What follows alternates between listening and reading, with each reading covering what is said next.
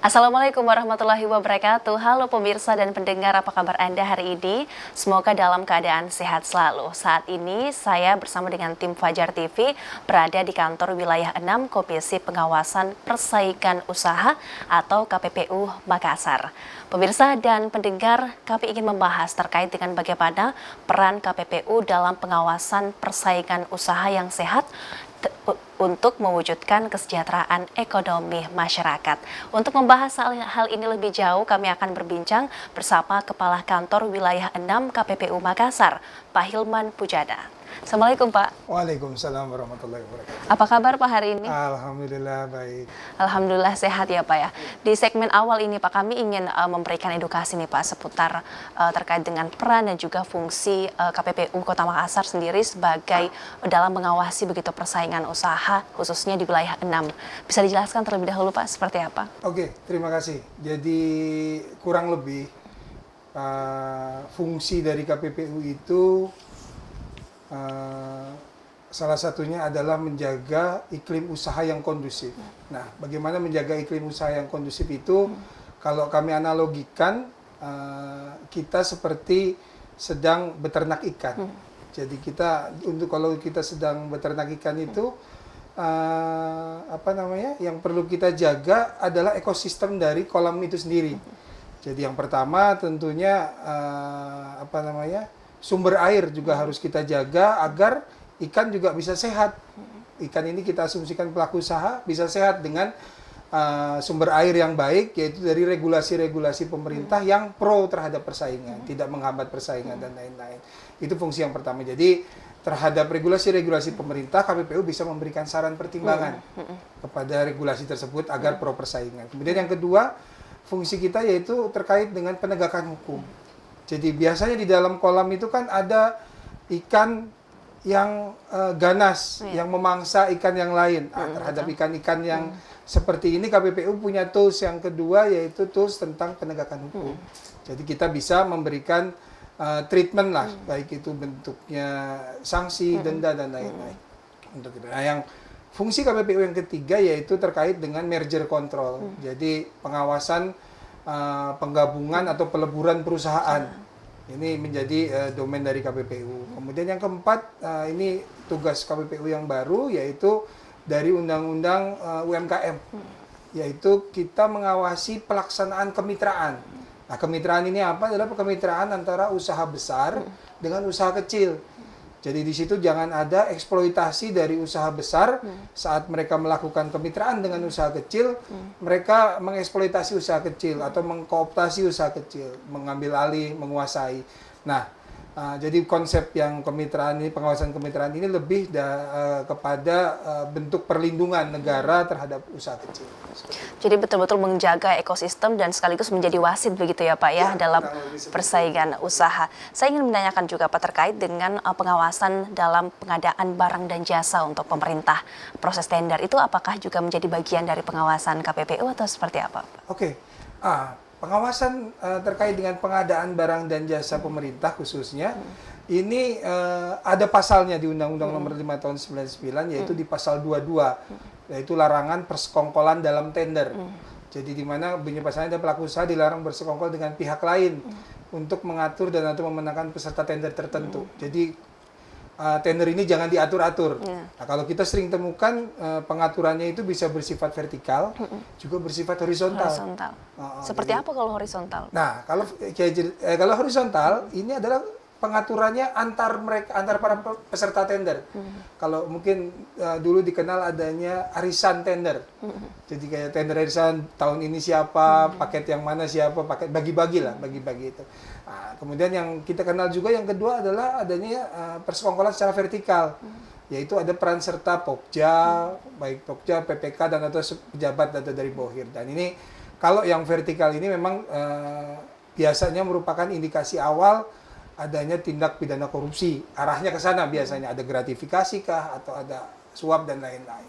Itu yang, dan ini untuk persekongkolan tender ini sampai dengan tahun 2022 ini kalau dari secara kuantitatif masih paling tinggi laporan yang masuk ke KPPU, dan penanganan perkara, hampir lebih dari 70%. Kita perkaranya adalah aduan atau laporan tentang persekongkolan dalam tender.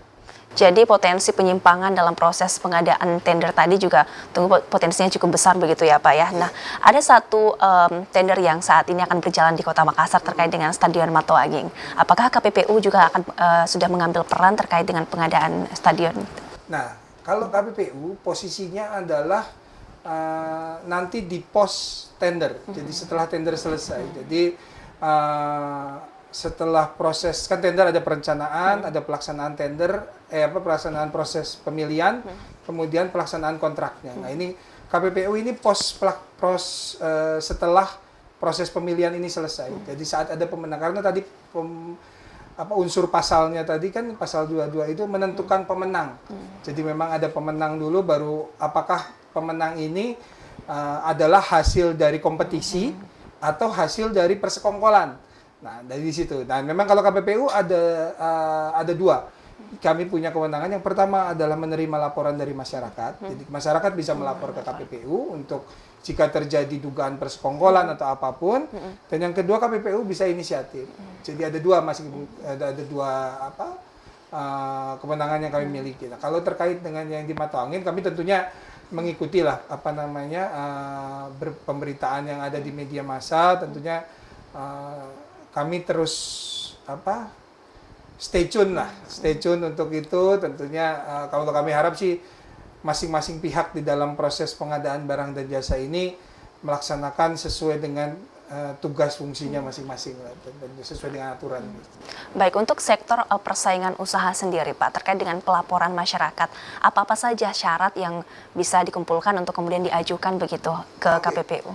Nah, kalau laporan yang pertama, karakteristik laporan dari KPPU, identitas dari pelapor wajib dilindungi. Jadi wajib dilindungi oleh KPPU. Jadi KPPU tidak boleh membuka identitas pelapor kepada semua pihak. Nah, kecuali pelapor sendiri yang menyampaikan kepada publik. Karena sering juga kita temukan ada pelapor datang ke sini, kemudian dia langsung press conference malah di luar, di pusat juga terjadi seperti itu. Nah, itu yang pertama. Kemudian apa saja sih yang perlu disiapkan di dalam laporan? Yang pertama tentunya ini formilnya aja ya, tentunya dibuat secara tertulis ke KPPU, ditujukan kepada ketua KPPU atau via kepala kantor wilayah bisa. Kemudian yang kedua identitas pelapor, jadi menyertakan tentunya harus kita valid ya, karena kita perlu melakukan klarifikasi nanti. Identitas pelapor, identitas yang dilaporkan, kemudian substansi apa laporannya, misalkan tadi siapa melakukan apa, diduga melanggar pasal berapa. Kemudian kita juga meminta ada informasi awal atau alat bukti awal yang bisa disampaikan oleh pelapor. Misal ini diduga ada persekongkolan, misal contoh ya, ada persekongkolan tender A, ini dilakukan pertemuannya di hotel ini, berkumpul siapa saja di situ, mengatur caranya seperti ini, kurang lebih seperti itu. Nah, ketika kemudian Pak laporannya sudah ada dan proses penelitian sendiri dari KPPU itu berjalan seperti apa? Kalau laporan sudah ada, tentunya kalau di KPPU kan kita ada waktu ya, ada argonya itu. Jadi 10 hari setelah laporan masuk kita harus ada respon kepada laporan tersebut. Nah ini kan tentunya harus ada tektokannya sampai dengan laporan ini lengkap. Nah ini jadi untuk masyarakat nggak perlu ragu untuk lapor ke KPPU. Silakan datang aja dulu, bisa nanti konsultasi dulu, ngobrol dulu. Kira-kira ini masuk ranahnya KPPU atau tidak. Nanti akan kita bantu untuk melengkapi laporan tersebut. Jadi kami tidak ada menolak laporan dalam artian ini sampai laporan itu lengkap dulu. Jadi kita minta dilengkapi lagi untuk alat-alat bukti awalnya. Untuk mengakses nih Pak pelaporan di KPPU seperti apa caranya? Kita bisa langsung datang ke KPPU di Gedung Keuangan 2 lantai 6 di Jalan Urip Sumarjo. Kemudian bisa juga via email di kanwil6.icc.go.id. Nah, itu kemudian tapi lebih enak sih datang aja lah Langsung ke sini. datang, Kita ya. welcome kok, terbuka ke semua pihak, masyarakat, baik masyarakat ataupun pelaku usaha untuk bisa